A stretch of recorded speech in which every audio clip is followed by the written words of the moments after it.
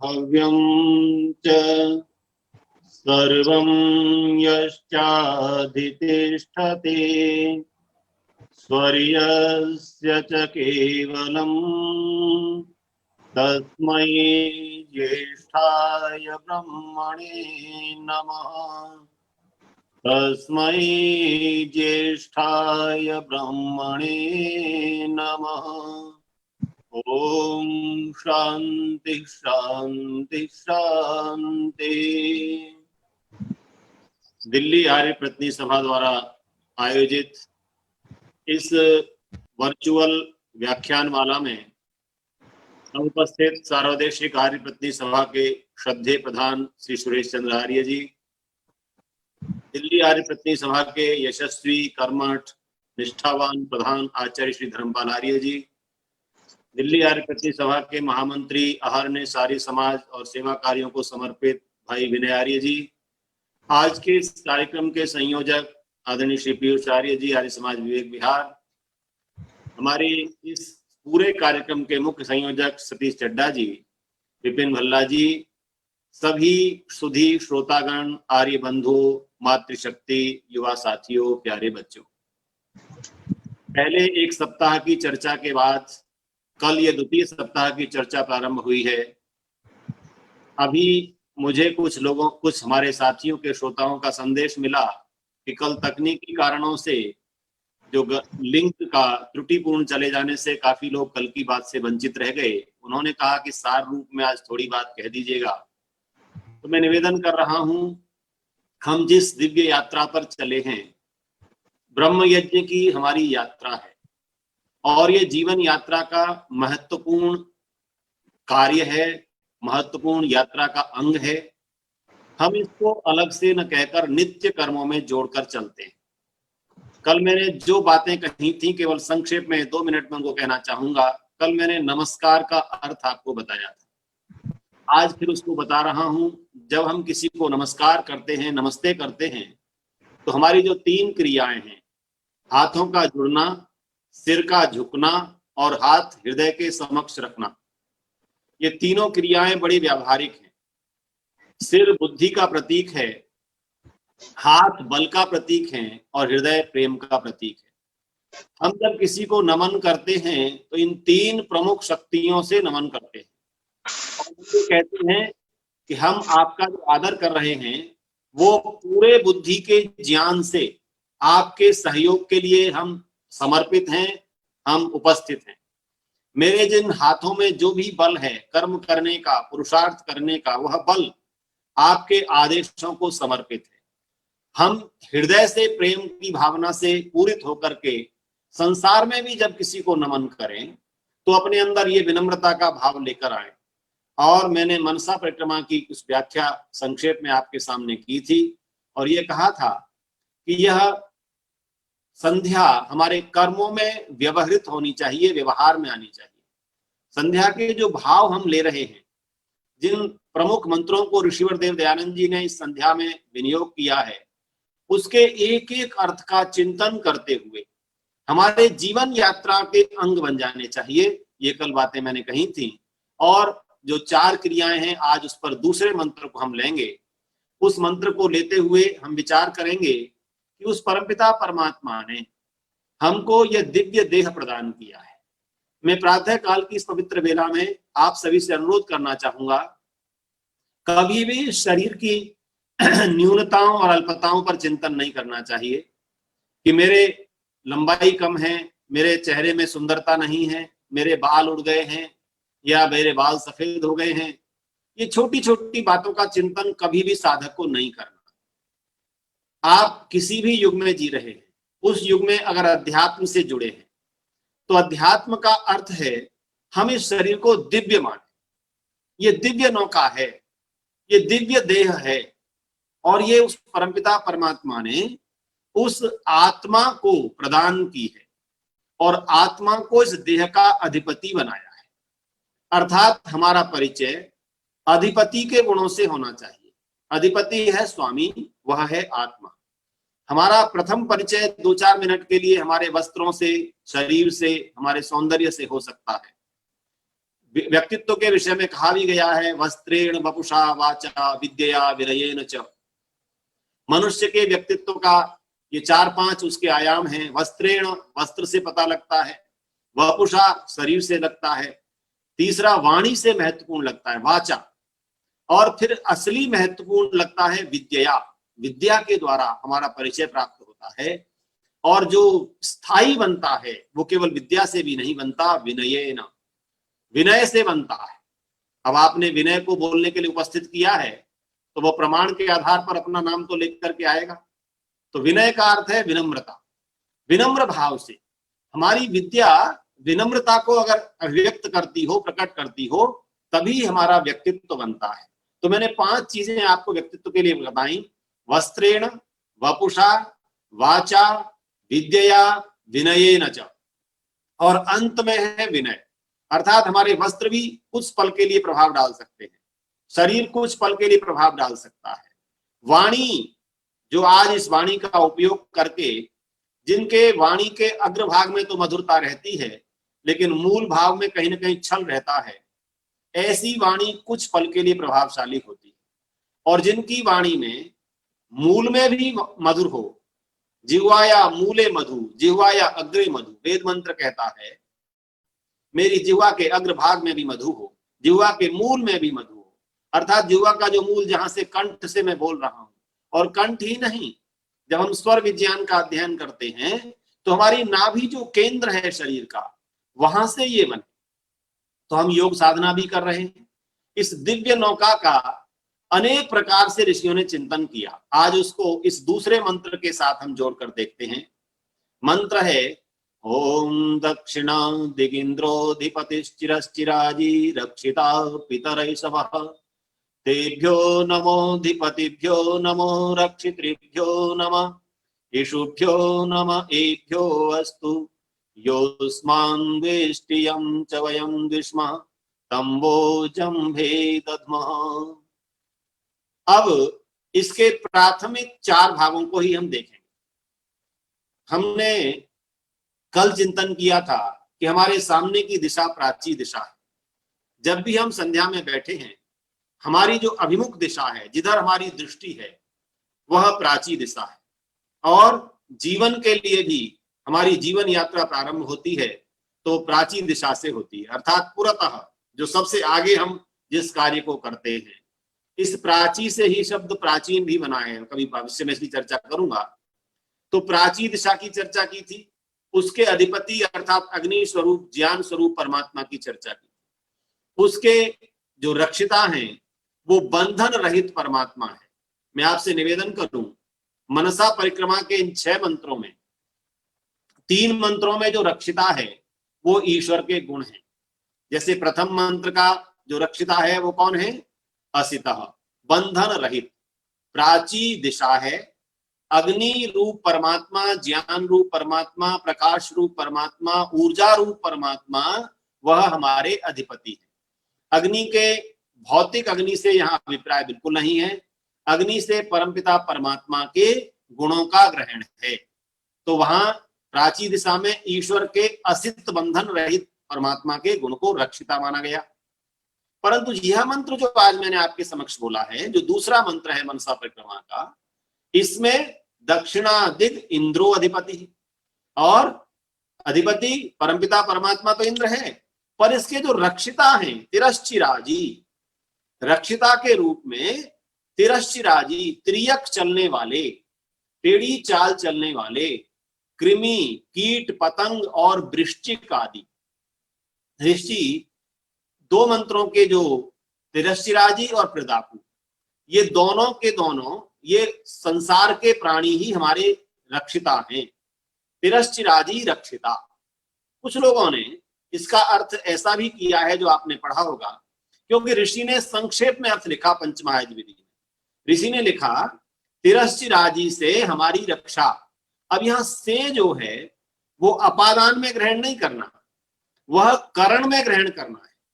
देखिए, संस्कृत का कुछ सामान्य अध्ययन हम सभी का होता है। हम कारकों को पढ़ते हैं, कारक देखते हैं, तो कारक में करण और अपादान, इन दोनों में से का प्रयोग होता है। डंडे से मारता है, गांव से आता है, साइकिल से जाता है, विद्यालय से जाता है। तो से दोनों जगह है, लेकिन साइकिल से, साइकिल के द्वारा, वह यंत्र है, वह माध्यम है, वह साधन है, वह कारण है, और गांव से, विद्यालय से, नगर से पृथक हो रहा है, उससे अपादान है।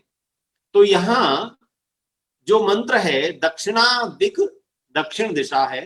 पहले तो इस दिशा पर चिंतन की, ये दक्षिण जो दिशा है ये दक्षता की दिशा है। दक्षता, कितना सुंदर संस्कृत के शब्दों का अर्थ होता है। दक्षिण दिशा दक्षता की दिशा, और कर्म की दिशा, कर्म की दिशा है, अर्थात ये जो दाहिना हाथ है ये कर्म का प्रतीक है। वेद ने अनेक बार कहा कृतम में दक्षिणे हस्ते, अर्थात सामान्यतः, मैं अपवाद स्वरूप की बात नहीं कर रहा, अपवाद स्वरूप कोई व्यक्ति बाएं हाथ से कार्य करता होगा, लेकिन जो मुख्य कार्य करने की हस्तेंद्रिय है वह दक्षिण इंद्रिय मानी जाती है। और दाहिने दक्षिण हाथ से दक्षिण दिशा का वर्णन करते हुए इस मंत्र में कहा गया कि जो मेरी कर्म की दिशा है, जो मेरे पुरुषार्थ की दिशा है, जो मेरे बल की दिशा है। आप देखेंगे दोनों हाथों में बल में भी अंतर होता है। दाहिने हाथ में बल अधिक होता है, जितने कार्य आप दाहिने हाथ से कर सकते हैं उतने बाएं हाथ से नहीं कर सकते। इसका एक फिजिकल जो मेडिकल साइंस का पॉइंट है वह भी यही है कि जिससे हम प्रारंभ से कार्य करते हैं तो वह हाथ हमारा एक्टिव हो जाता है, शक्तिशाली हो जाता है। पर वेद सामान्यतः जो बता रहा है, साधारण नियम जो बना रहा है वह है दक्षिण हस्त, दक्षिण दिशा, कर्म की दिशा है, दक्षता की दिशा है। मेरी आवाज आ रही है ना आपको? कुछ लोग लिख रहे हैं नो साउंड। विपिन जी बताएंगे आवाज आ रही है मेरी? जी आ रही है, बिल्कुल आ रही है, ठीक है। आवाज है। उनके यहाँ पे बैंड लो होगा। दिशा है और कर्म की दिशा है, पुरुषार्थ की दिशा है, बल की दिशा है। और ये इस दिशा के लिए कौन अधिपति हो, कौन स्वामी हो? तो मंत्र ने कहा जब हम कर्म करते हैं, पुरुषार्थ करते हैं, तो बदले में क्या मिलता है? ऐश्वर्य मिलता है। इसलिए हमारी दक्षिण दिशा का स्वामी कौन है? ऐश्वर्य, परम ऐश्वर्यवान इंद्र है। इदि परम ऐश्वर्य, संस्कृत की धातु है इदि परम ऐश्वर्य, इससे इंद्र शब्द सिद्ध होता है। तो कहा दक्षिण दिशा है, हे प्रभु मैंने आपके ज्ञान का चिंतन किया है पूर्व दिशा में, मैंने आपके बंधन रहित रक्षिता का चिंतन किया है पूर्व दिशा में, मैंने आदित्या प्रकाश की, ज्ञान की किरणों का चिंतन किया है पूर्व दिशा में। अर्थात सामने से मैं बिल्कुल निश्चिंत हो चुका हूं। आप ईश्वर मेरे सम्मुख हो, आप मेरे अधिपति के रूप में हो, आप मेरे स्वामी के रूप में हो। आपने, आपका जो बंधन रहित स्वरूप है वो मुझे बार बार प्रेरणा देता है। क्या देता है? कि मैं अनावश्यक बंधनों में न बंध जाऊं। मैं सामने से जब अपनी मनसा परिक्रमा की यात्रा शुरू करता हूं, ये आज परिक्रमा, अगर आप लोग कुछ थोड़ा बहुत इस पौराणिक जगत की परिक्रमा से परिचित हों तो ये गोवर्धन की परिक्रमा होती है, गिरिराज जी की परिक्रमा होती है।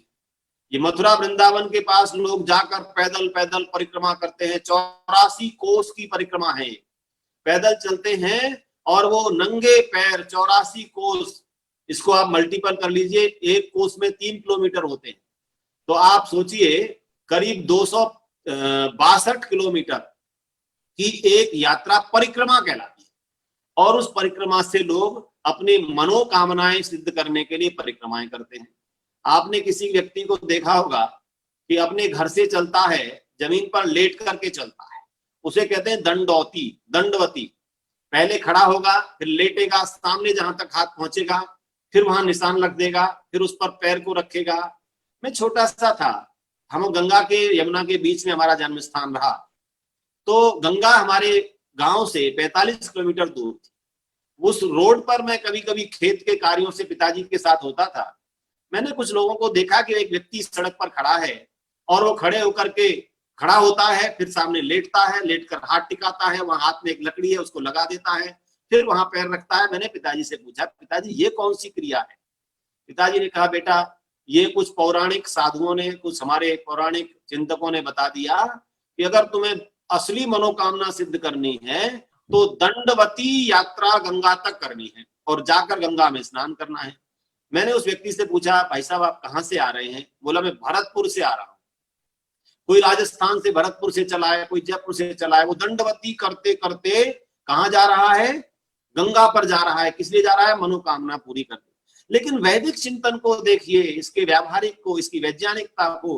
वैदिक चिंतन कहना है तुझे परिक्रमा लगानी है तो मन के द्वारा लगा। ये तेरी जो दिव्य नौका तुझे मिली है, ये जो दिव्य शरीर तुझे परमात्मा ने दिया है, अरे इसकी आंतरिक शक्तियों का तो चिंतन कर, जहां से तेरी मनोकामना पूर्ण होगी। अरे मनोकामना को बनाने के लिए पहले मन को जानना पड़ेगा। मन क्या किस स्वरूप में, इसको जानना पड़ेगा। हमारे ऋषियों ने उपनिषदों में बहुत गहन ज्ञान दिया है। मुझे तो उपनिषद, स्मृति, वेद, ब्राह्मण, आरण्यक, इनसे बाहर के उदाहरण भी अच्छे नहीं लगते। हाँ ठीक है, विदेशों में बहुत अच्छे वैज्ञानिकों ने कार्य किए हों, कभी कभी उनके उदाहरण दिए जाने चाहिए, पर मेरी प्रवृत्ति में आता है कि उपनिषद के ऋषियों ने जो चिंतन किया, हमारे एक ऋषि ने बड़ी सुंदर वर्णन किया कि उस दिव्य परमात्मा ने इस आत्मा को अधिपति बनाया शरीर में, तो जब स्वामी बनेगा तो उसकी सेना भी होनी चाहिए। सेना होगी तो सेनापति भी होना चाहिए।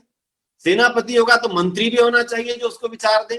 अरे कोष भी होना चाहिए, कोषाध्यक्ष भी होना चाहिए, और उसके अंतरंग सेवक भी होने चाहिए। गलत कह रहा हूं? आप लोग इस चिंतन को करेंगे। इस शरीर का अधिपति आत्मा है, स्वामी है, इसको ये नगरी मिली है। और मैंने प्रथम सत्र में भी आपसे कहा था, वेद मंत्र का प्रमाण देते हुए, अष्ट चक्रा नवद्वारा देवानाम पूरयोध्या तस्याम हिरण्यमय कोशः, अर्थात ये जो 8 चक्र 9 द्वारों वाली अयोध्या नगरी हमको प्राप्त हुई है, इस नगरी पर अगर चिंतन किया है तो वैदिक ऋषियों ने किया है। इस नगरी को दुख का कारण नहीं बताया, इस पर परेशान होने के लिए नहीं बताया कि हम इसके दुखों की चिंता करते रहें, रोज दुखी होते रहें और ये कहते रहें प्रभु तूने कैसा शरीर दे दिया। कभी चिंतन नहीं करना, चिंता नहीं करनी, चिंतन करना। और चिंता किसकी नहीं करनी?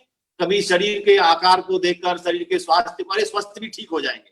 पहले इसकी दिव्यता पर चिंतन कीजिए। दिव्यता क्या है मैंने बताई, ये शरीर का अधिपति स्वामी, स्वामी मालिक अधिपति आत्मा। उल्टी यात्रा हो गई है। हमने स्वामी को कहीं साइड में छोड़ दिया, उसको कहा तू कोने में पड़ा रहे। हमें तो इसकी सेना कौन है जरा बताइए? इसकी सेना है 10 इंद्रियां। सेनापति कौन है? उपनिषद का ऋषि कहता है मन इसका सेनापति है। और मंत्री कौन है? बुद्धि इसका मंत्री है, बड़ा अमात्य है। और चित्त क्या है? चित्त इसका कोषाध्यक्ष है। ये जितना कोष इस पर संचित है जन्म जन्मांतर का, वो किस पर रहता है? चित्त पर रहता है। और अहम तत्व जो अंतःकरण का चौथा भाग है, वो क्या है? वो इस आत्मा का अंतरंग सेवक है। अंतरंग, सबसे अंतरंग अहम तत्व है, अस्मिता तत्व है। अब इस अस्मिता को समझने के लिए हम इस क्रम को समझते हुए चलते हैं। उस दिव्य नौका के द्वारा हम यात्रा कर रहे हैं, परिक्रमा कर रहे हैं। तो परिक्रमा में सामने की दिशा का चिंतन मैंने कर लिया, दक्षिण दिशा पर आ गया हूं। क्यों आ गया हूं? क्योंकि मैं निर्धन रहने के लिए संसार में नहीं हूं। मेरी उपासना निर्धनता में नहीं हो सकती। ईश्वर के आनंद का भागी मैं निर्धन बनकर नहीं बन सकता। मेरा अभिप्राय निर्धन लोगों को अपराध में कहना नहीं है, पर प्रत्येक ऐसे व्यक्ति को जिसके पास धन का, ऐश्वर्य का, साधनों का नितांत अभाव है, उसे ये सोचना चाहिए कहीं ना कहीं मेरे पुरुषार्थ में न्यूनता है, पुरुषार्थ में कमी है। क्योंकि पुरुषार्थ से मुझे मिल सकता है, प्राप्त हो सकता है। ये आवश्यक नहीं है। धन की यहाँ पर गणना किसी बैंक बैलेंस से, कोष से नहीं हो रही है, ऐश्वर्य से हो रही है। ऐश्वर्य शब्द का अर्थ है, यदि मैं ईश्वर स्वामी शरीर का अधिपति हूं, तो मेरा जो स्वामी है, हम सबका जो स्वामी है, वो क्या है? तो वेद मंत्रों में इंद्र शब्द बड़ा व्यापक है। जो इस दक्षिण दिशा का स्वामी इंद्र है, इस इंद्र से संबंधित ऋग्वेद में 250 सूक्त हैं। 250 सूक्त इंद्र देवता की महत्ता पर है। आप अनेक बार प्रवचन आपने सुने होंगे, जिसमें एक मंत्र प्रायः विद्वान बोलते हैं, इंद्र श्रेष्ठानि द्रविणानि देहि। हे इंद्र परमेश्वर, मुझे श्रेष्ठ द्रव्यों को, श्रेष्ठ ऐश्वर्यों को, श्रेष्ठ धन को प्रदान कीजिए, और मैं उसका क्या करूं? मैं पोषम रैणाम अरिष्टिम तनुना, उस धन से मैं क्या करूं? औरों की भी पुष्टि करूं, अपनी भी पुष्टि करूं, औरों की भी पुष्टि करूं। वेद मंत्रों में अपनी आत्मा को भी इंद्र कहा गया है, राजा को भी इंद्र कहा गया है, परम ऐश्वर्यशाली ईश्वर को भी इंद्र कहा गया है। तो यहां कह रहे हैं मैं दक्षिण दिशा में प्रभु आ गया हूं, यहां भी आप हो, विराजमान हो।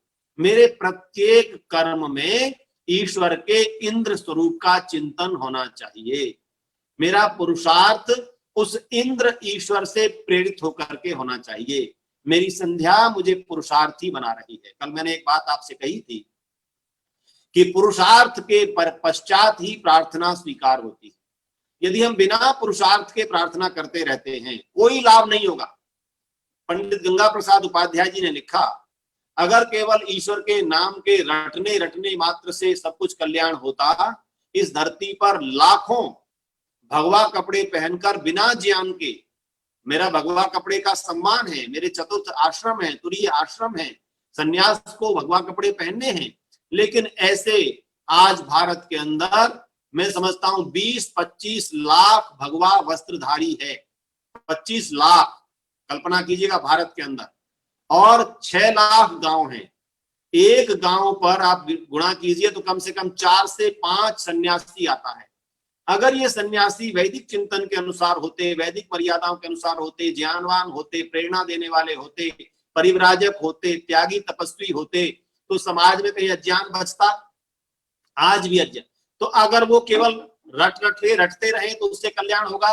वेद चिंतन कहता है, संध्या का भाव कहता है, हमारी प्रार्थना पुरुषार्थ के बाद होनी चाहिए। पुरुषार्थ, परिश्रम, जितनी शक्ति मेरे अंदर है, जब तक मनुष्य का आत्मा स्वस्थ और बलयुक्त नहीं होता, तब तक ईश्वर के स्मरण से कोई लाभ नहीं होता। आत्मा को स्वस्थ और बलयुक्त बनाने के लिए दक्षिण दिशा की यात्रा प्रारंभ की है, और उस दक्षिण दिशा के अधिपति में इंद्र रूपी परमपिता परमात्मा को हमने दर्शन किए हैं, चिंतन किया है, उनकी अनुभूति की है, और फिर कहा है इस दिशा के रक्षिता कौन है। मैंने कहा था तिरश्चिराजी। 3 मंत्रों में ईश्वर के गुण रक्षिता हैं। पहले का आदित्य, जो मैंने कहा था असितः बंधन रहित। चौथे मंत्र में आएगा उदीची दिक सोमो अधिपति। ईश्वर का सोम स्वरूप हमारा अधिपति है, और वहां पर जो ईश्वर के रक्षिता हैं वह उदीची दिक सोमो अधिपति स्वजः रक्षिता। ईश्वर का जो स्वयं भू स्वरूप है, अजन्मा स्वरूप है, जो कभी जन्म नहीं लेता, स्वयं से उसकी सत्ता है, वह हमारा अधिपति है और इसी रक्षिता है। इसी प्रकार से एक मंत्र में और रक्षिता ईश्वर का गुण आएगा, जो हमारा है ऊर्ध्वादिक बृहस्पति रधिपति रक्षिता, अर्थात वह बृहस्पति जो हमारा रक्षिता है, ऊर्ध्वादिक है, बृहस्पति रक्षिता है। उस परमपिता परमात्मा के इस रक्षिता स्वरूप के 3 गुण आए, और 3 इस लोक से उठाए। 6 मंत्रों में से 3 मंत्रों में हमारी रक्षा करने वाले कौन है? एक जगह का त्रियक, टेढ़ी चाल चलने वाले।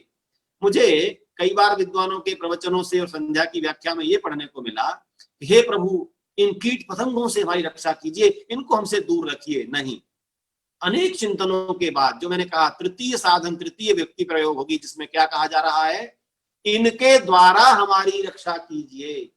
ये कीट पतंग और वृश्चिक आदि वायु के जहर को, वायु के विष को श्वास से ले लेते हैं, इसलिए ये वायुमंडल को शुद्ध करने वाले हैं। देखिए, जो प्रकृति के द्वारा दिए गए ऐसे ऐसे कीट पतंग कृमि आदि हैं, वो उपयोगी हैं। सृष्टि में कुछ भी अनुपयोगी नहीं है। मैं पिछले व्याख्यान में आप आचार्य जी से सुन रहे थे, केंचुआ कितना उपयोगी है। आज धरती से केंचुआ को मार दिया किसने? रासायनिक खादों ने। हमारे आचार्य डॉक्टर देवव्रत जी, जो गुजरात के महामहिम राज्यपाल हैं, उनका अभियान है। उस अभियान में प्राकृतिक खेती में वो कहते हैं कि जब इन धरती से रासायनिक खादों को समाप्त कर देंगे, प्रयोग करना समाप्त कर देंगे, बंद कर देंगे, तो आपकी धरती के अंदर से जो उर्वरा शक्ति बढ़ाने वाले केंचुए आदि कृमि हैं, वो परमात्मा ने स्वयं दिए, जो उसको धरती को फर्टिलाइज करते हैं और उसमें उर्वरा शक्ति को बढ़ाते हैं। तो क्या कहा जा रहा है, मेरा जीवन इन कीट पतंगों के बिना संभव नहीं है। ये कृमि आदि होने ही चाहिए, इनको प्रभु ने उपयोगी बनाया है। आप संध्या में इनके रक्षा की चिंता कर रहे हैं और क्या कह रहे हैं, इनके द्वारा हमारी जीवन की रक्षा कराइए। पुरुषार्थ करने के लिए पहला इस धरा का उपयोग है, इस धरती से रत्नों की प्राप्ति करनी, इस धरती से अन्न रूपी रत्न, इस धरती से सोने जवाहरात रूपी रत्न, ये सारे रत्न जो प्राप्त हो रहे हैं, देखिए अन्न भी रत्न है, औषधियां भी रत्न है, फल भी रत्न है, हमारे जीवन को धारण करने वाले हैं, उनके लिए इनकी आवश्यकता है। तो मंत्र कहता है त्रियश्चिराजी रक्षिता, ये त्रियक कीट पतंग आदि मेरी रक्षा करने वाले हैं, इनको जीवित रखिए।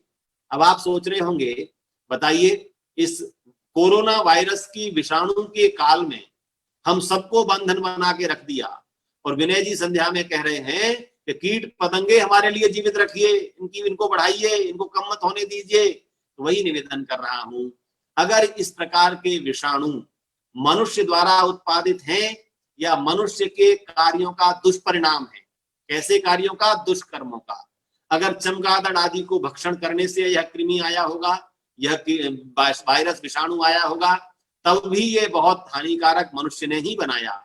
और यदि ये किसी लैब में बनाया गया विध्वंस के लिए, तो भी मनुष्य ने बनाया। अर्थात विषाणु, जैसा कि गत व्याख्यानों में भी आपने सुना, हमारे रक्षक हैं, हमारे सहायक हैं। इन विषाणुओं को रक्षा के लिए परमात्मा ने दिया, लेकिन हमने सृष्टि का, प्रकृति का ऐसा दोहन किया कि वो हमारे लिए बाधक बन गए। और मनुष्य ने ये सोचा कि तू जितना दोहन कर सकता है कर, लेकिन संध्या कह रही है कि मुझे बहुत स्पष्ट करना है, ये त्रियक योनियां इस संसार में मेरे अर्थात संसार के किसी न किसी उपयोग के लिए हैं, ये मेरे रक्षता हैं। आप चिंतन कीजिए, संध्या में जब व्यक्ति इन वृश्चिक आदि, बिच्छू आदि की भी प्रार्थना करेगा, हे प्रभु इनको बढ़ाओ, तो क्या अर्थ निकलेगा, अर्थ निकलेगा हम प्रकृति को, पर्यावरण को शुद्ध रखने के लिए, और इनकी हिंसा न हो। हे मनुष्य, तू इनकी हिंसा क्यों कर रहा है? कई बार लोग हिंसा की बड़ी गलत व्याख्याएं करने लग जाते हैं। अभी एक लोगों ने अभियान चलाया हुआ है, साहब दूध नहीं पीना चाहिए।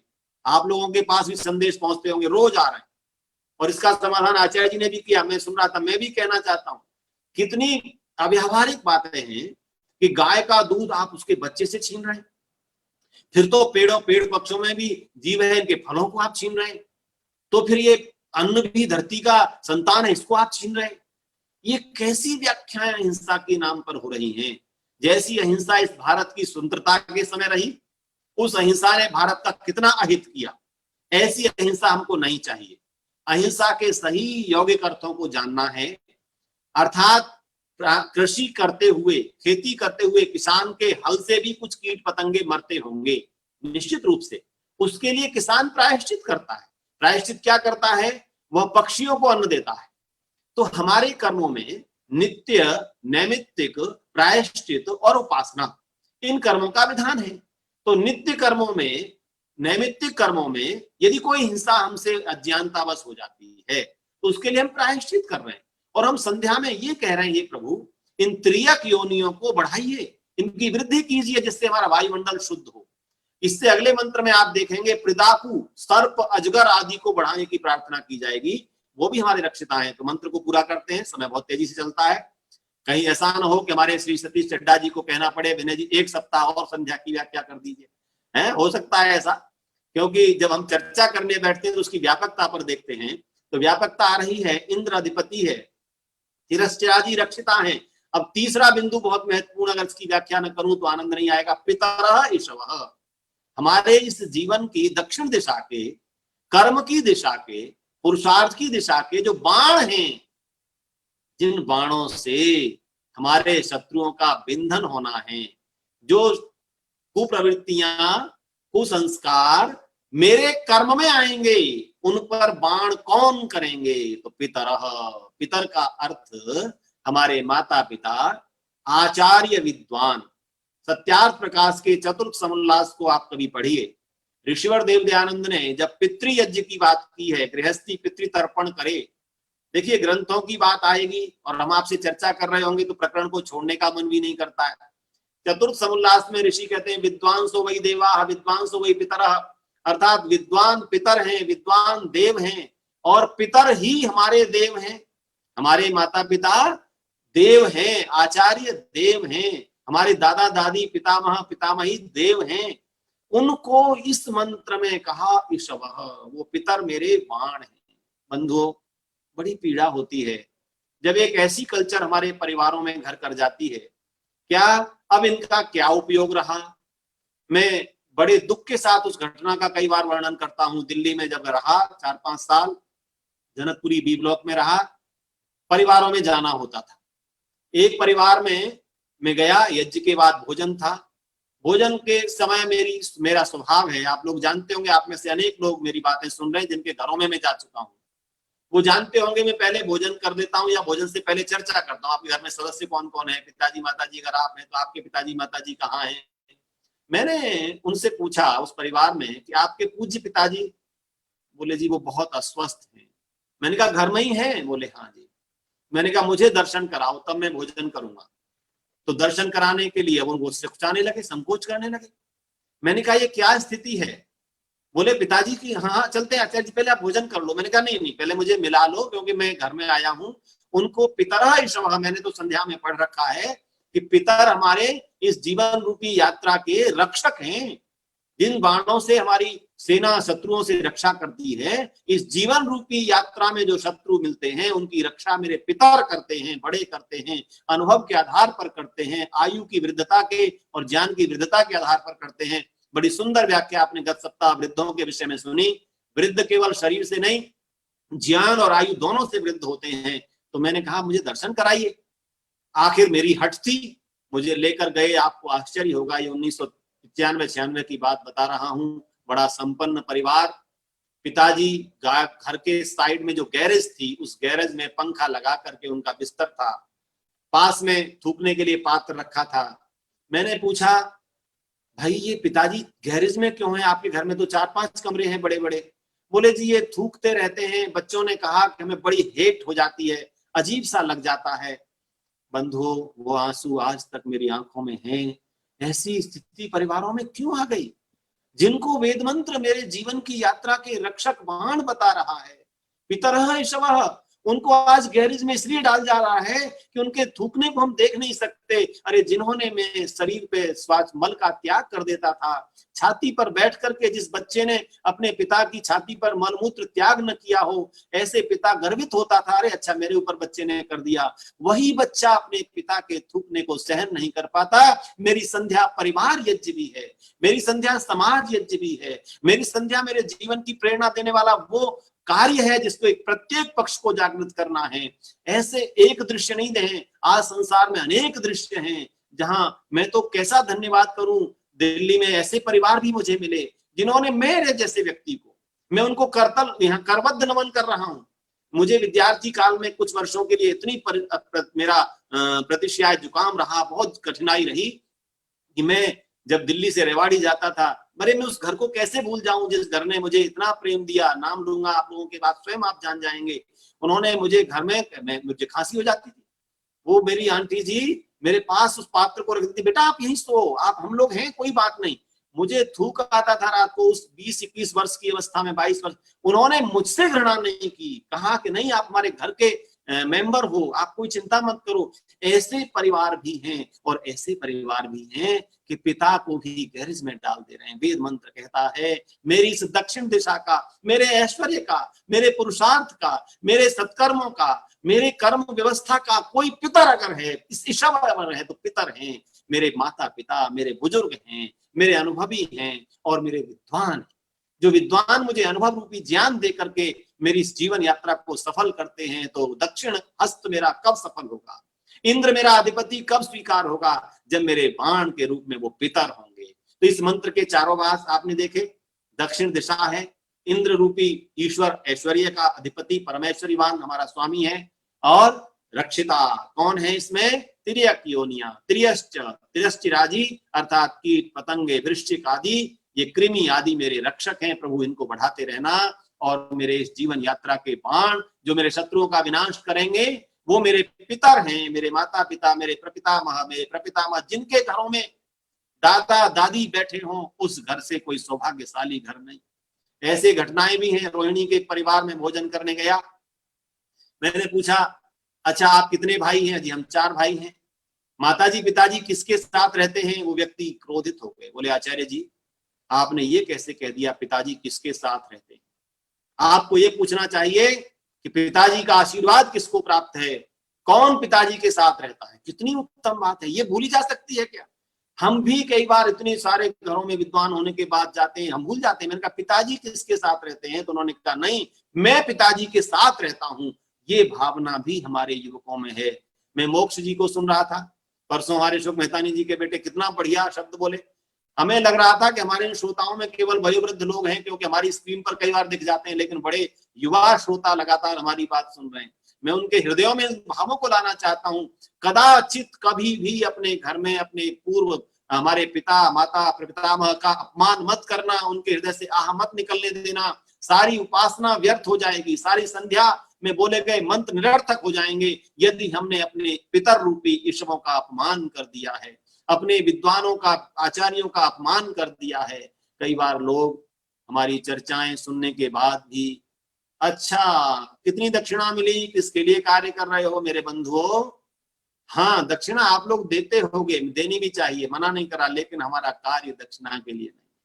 जिस दिन ये कार्य उसी निमित्त हो जाएगा तो हमारी प्रवचनों का प्रभाव समाप्त हो जाएगा। और यही हुआ है। मेरे ऋषि ने जो प्रवचन दिए, मेरे ऋषि ने जो शास्त्रार्थ किए, मेरे ऋषि ने जो संसार की देश की यात्रा कर करके कोने कोने जगह ने, उसकी दक्षिणा में क्या मिलता था? मेरे ऋषि को पत्थर मिलते थे, मेरे ऋषि को जहर मिलता था।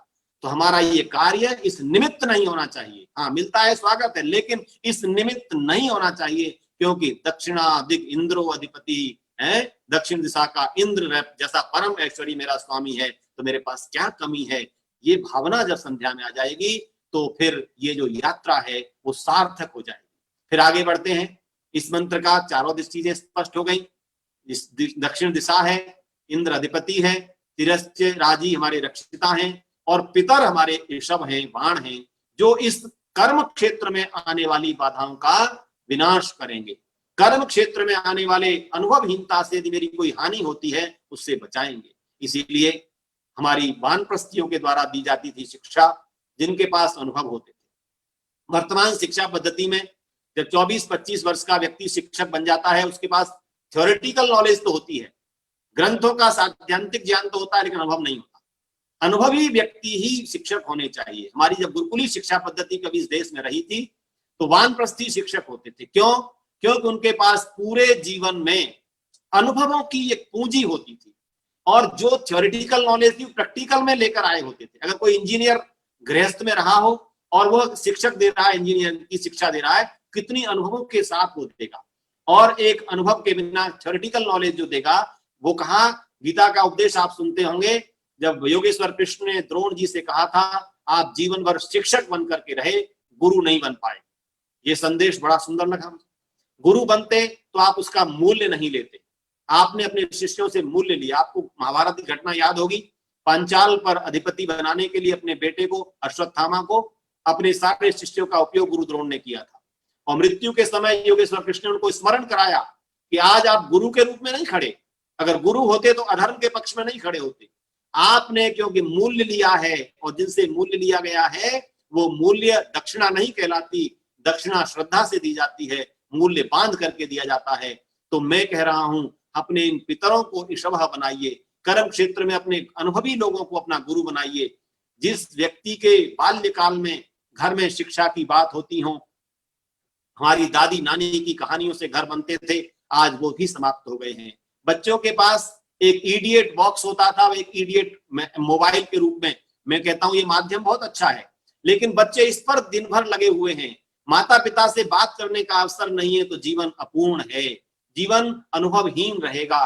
कितनी भी शिक्षा हो जाए, छोटी भी समस्या आएगी तो आत्महत्या को प्रेरित हो जाएगा, आत्महत्या कर लेगा।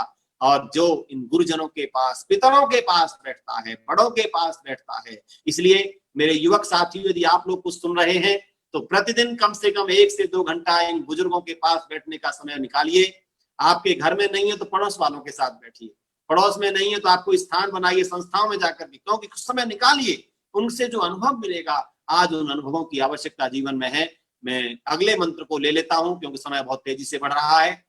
इसमें शेष क्रियाएं आपको याद हैं, जब हम इन चार चिंतन को कर लेते हैं कि दक्षिण दिशा का इंद्र अधिपति है, तिरस्चिरादि रक्षिता है, पितर ईसव है, तेभ्यो नमः, फिर मैं नमस्कार करता हूं। और नमस्कार में वही भाव लाइएगा जो कल मैंने आपसे कहा था, सिर झुकना चाहिए, हाथ जुड़ने चाहिए। सांसारिक लोगों के लिए कह रहा हूं, प्रभु के लिए तो हमारे मन की अवस्था झुकने वाली आनी है। मन की अवस्था में विनम्रता का भाव भर जाना है, अहम को समाप्त करते हुए जाना है।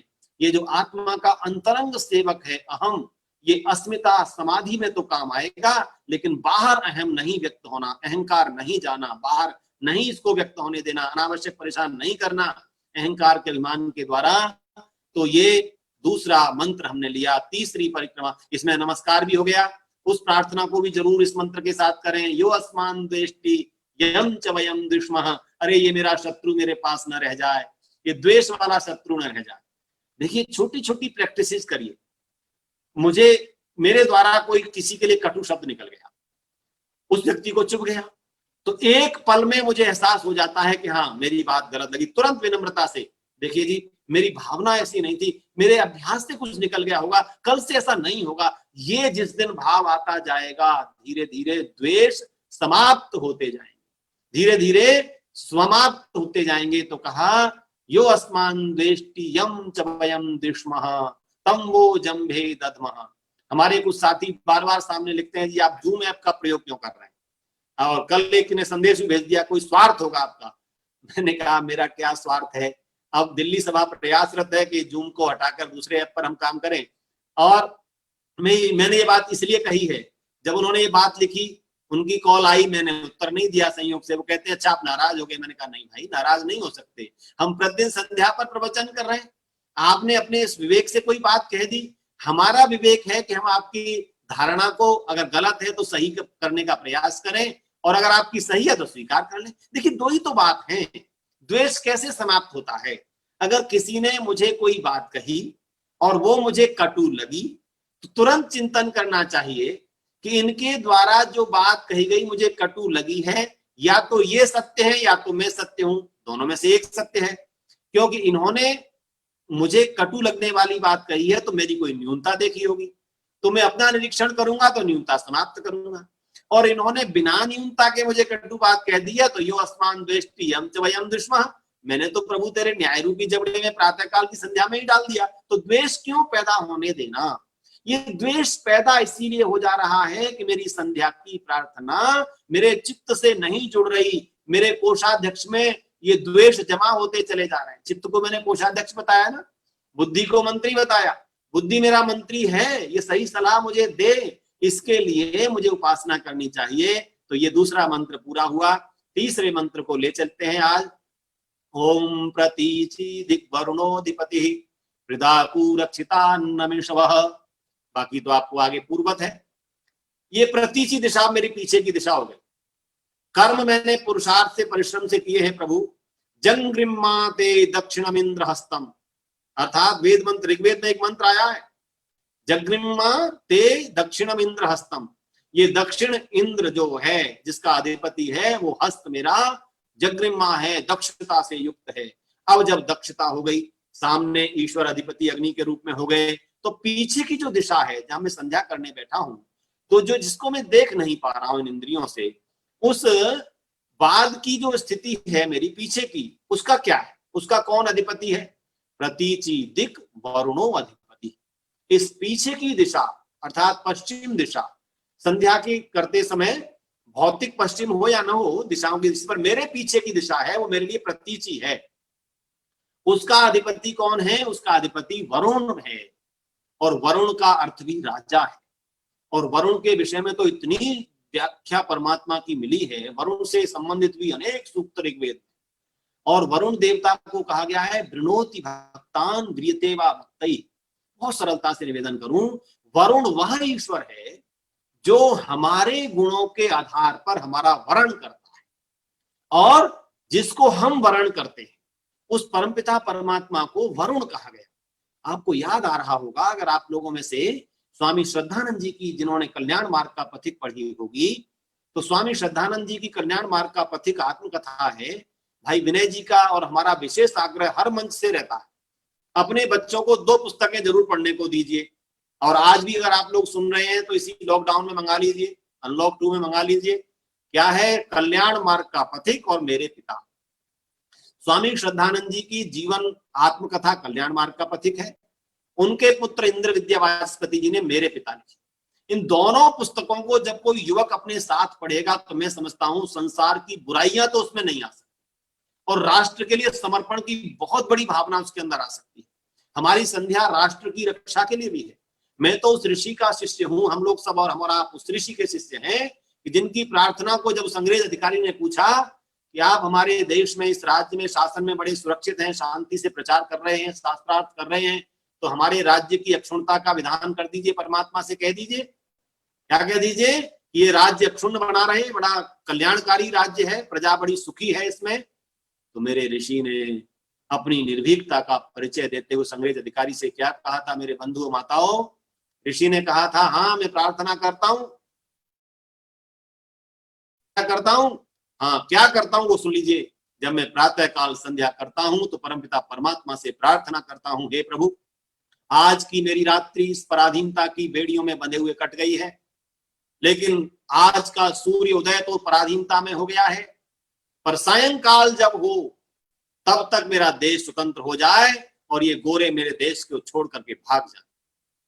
फिर कहा, जब मैं शाम को प्रार्थना करता हूं तो ऋषि जी कहते हैं, मैं कहता हूं प्रातः काल की मेरी संध्या में मैंने प्रार्थना की थी, प्रभु आज का दिन तो मेरा पराधीनता में बीत गया है, लेकिन प्रातः काल जब मैं संध्या करूं तो रातों रात के अंग्रेज मेरे देश से भाग गए हों। तो अंग्रेज अधिकारी कहता है, आप किससे बात कर रहे हैं स्वामी जी? बोले, हाँ मैं जानता हूं, आप अधिकारी हैं उस सब राष्ट्र के, उस राज्य के जो विदेशियों ने हमारे यहाँ किया हुआ है, लेकिन मैं निर्भीक सन्यासी हूं, मैं अपनी प्रार्थना जो करता हूं वही बता रहा हूं, तो निवेदन कर रहा हूं।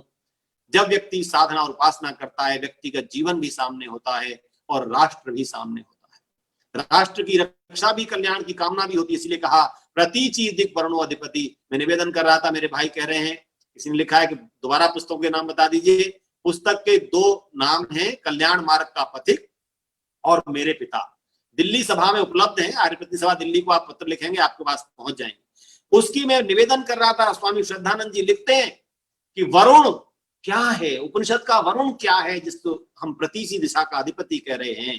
तो कहा, स्वामी जी ने लिखा है, स्वामी श्रद्धानंद जी ने अपने जीवन आत्मकथा में, ऋषि दयानंद जी के जब प्रवचन मैंने सुने बरेली में, मैंने प्रश्नोत्तर किया, प्रश्नों का उत्तर तो ऋषि जी ने मुझे सब कुछ दे दिया, परंतु मैं बाद में कहता था, हे स्वामी जी, अभी मेरा विश्वास ईश्वर पर नहीं है। आपने जीवन सबने अनेक बार पढ़ा और सुना होगा, पर यह संध्या में क्यों बता रहा हूं? इस वरुण के प्रसंग में बता रहा हूं। स्वामी श्रद्धानंद जी ने लिखा है, ऋषिवर देव दयानंद ने कहा, मुंशी राम, मैंने कब कहा कि मैं ईश्वर पर तुम्हारा विश्वास करा दूंगा? तुम्हारे मेरे ऋषि, कितनी विनम्रता है, कितनी विनयशीलता है। आज तो लोग कुंडलिनी जागरण के ठेके ले रहे हैं, सहस्त्रार चक्र में साधना कराने के ठेके ले रहे हैं। माता दिल्ली में आई हैं, कुंडलिनी जागरण कराएंगी, ये ठेके लिए जा रहे हैं। मेरा ऋषि क्या कहता है, मुंशी राम, मैंने कब कहा कि मैं ईश्वर पर तुम्हारा विश्वास करा दूंगा? अरे नायम आत्मा प्रवचनेन लभ्यः न मेधया न बहुश्रुतेन यम एव एष वृणुते तेन लभ्यः। क्या बात उपनिषद की, कठोपनिषद की ऋषि ने कही है।